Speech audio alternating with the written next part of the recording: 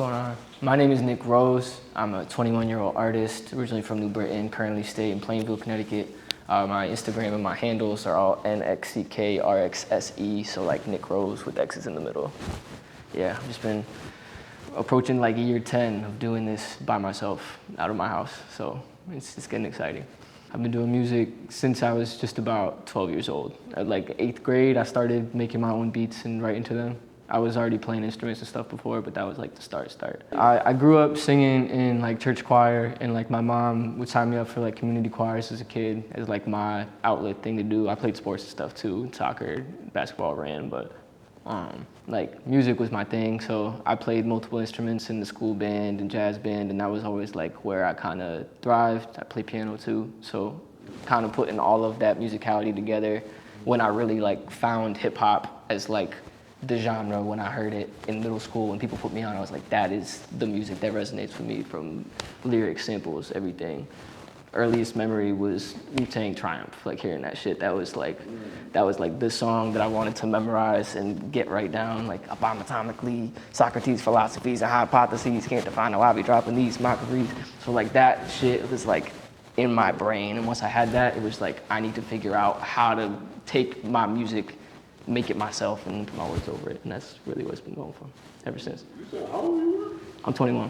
21, and you know Wu-Tang? Yeah. I got put on by some OGs. I had a lot of older kids who were into like a lot of old school rap. My brother would play NWA like every single day driving to school. So that was my vibe. I started rapping first. Like it took me a while to really get my beats to the place where like I was comfortable like really putting it out and showing people. So I was always putting out like freestyles and remixes to like whatever was hot at the time. My first big remix in high school was Bobby Shmurda's the Hot Boy record. So as a freshman, I was doing that at like the homecoming dance, and that was a vibe. Colorful. There's a lot. Currently, I would say Kendrick is like still my GOAT in terms of just like an artist that like inspires me to just keep being creative and keep challenging whatever I'm doing.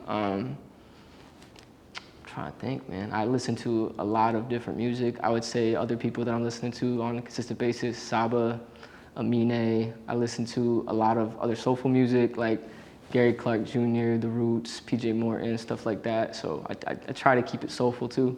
That's a lot of my daily rotation. We just put out my newest tape, Very Cool, Volume 2 out a couple months ago. So we're still shooting some videos for that, and I definitely got some singles on the way coming for sure. Next week, we're opening up for Bazaar from D12 at the State House in New Haven.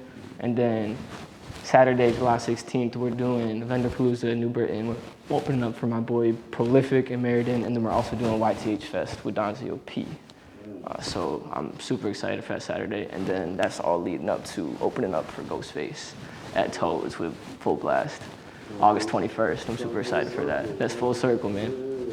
Producer inspirations: Pharrell Williams, Teddy Riley, the people who can make anybody bounce no matter what. They give beats to pop artists, rap artists, anybody, they can kill it. Also like Dilla, Madlib, Kanye, like just classic guys, 100%.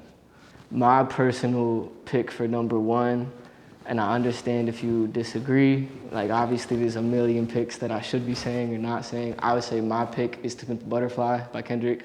That's like the album that like impacted me the most, and I haven't had an album since then that's really like hit me the same way and just kind of dawned on me musically, everything that it was giving to me. That's probably my #1. After that, Black Album, Jay-Z, Graduation, Kanye, Do You Want More, The Roots, and that's tough. I'm gonna say Miseducation of Lauryn Hill. Even though it's not fully a rap album, I'm gonna give her the credit that she deserves because she's the best singer or rapper, female, whatever you wanna call it. You mentioned Kendrick a lot. That's your favorite artist? He's definitely my favorite artist. Definitely my favorite rap artist. Like in terms of like being a rapper, like my standard is like, to be the best, you have to be Kendrick or better. Like that's really what it is. Favorite Kendrick album?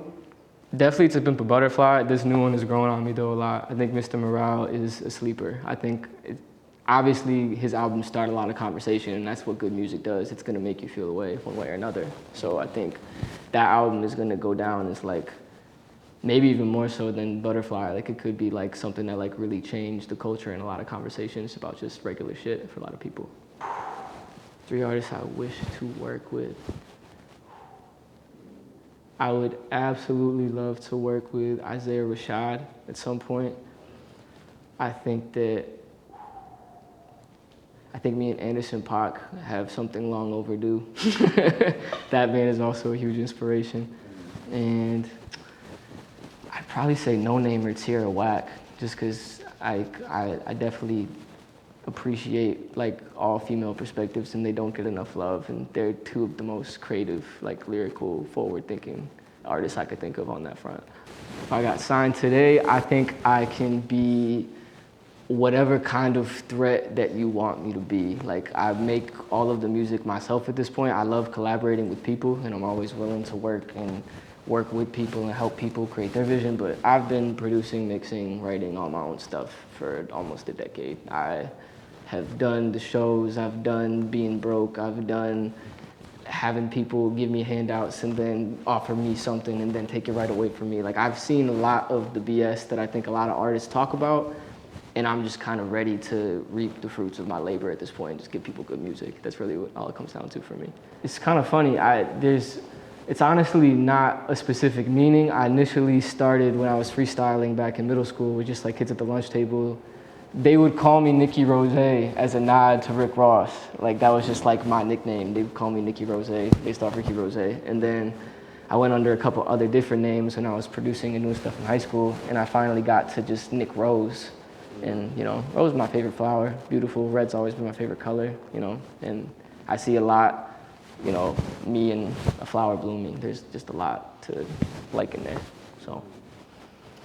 Biggest pet peeve? Biggest pet peeve. Transparency.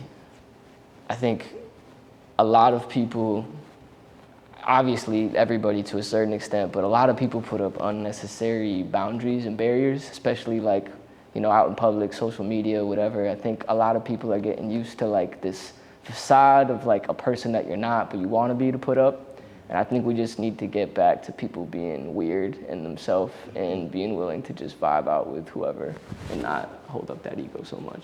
That's my biggest pet peeve, ego. Okay. Advice you would give your younger self, but you're kind of young, so I don't know if that. Advice that I would give my younger self, I'd tell him save more money and eat more, because those are the two things I'm still struggling with. I would say that on the whole, I find myself listening to more mainstream music because I think like my aspirations lie with making music that is accessible to everyone, but there is nothing like finding an underground artist or like someone no one knows about or like a song that's low key and like having that for yourself. Like I definitely have like hidden gems that I won't tell people about, but mainstream's where my heart and my aspirations lie. We're staying independent for the moment, and I'm honestly not closing my mind to being signed. I think there's a lot of people that have that conversation, and like a lot of people are now turning to independence, which is dope, and I think that should be the way that artists are going ultimately. But to get off the ideas and the things that I want to do, I think getting signed and getting that help for a little bit might be the way. I think we are a gold mine, and I think there's a lot of different ways that people talk about it, and I think there's obviously a lot of that crab in the bucket stuff that, you know, egos getting in the way of the people working stuff that people always talk about. But I think we really have like a beautiful, vibrant scene of like a bunch of different artists and sounds and vibes, and there's a lot of cooperation and things in the works right now. We're seeing a lot of different shows, people coming together, so I feel fantastic about CT, and I'm always proud to rep it. Okay, any artists and producers you want to shout out?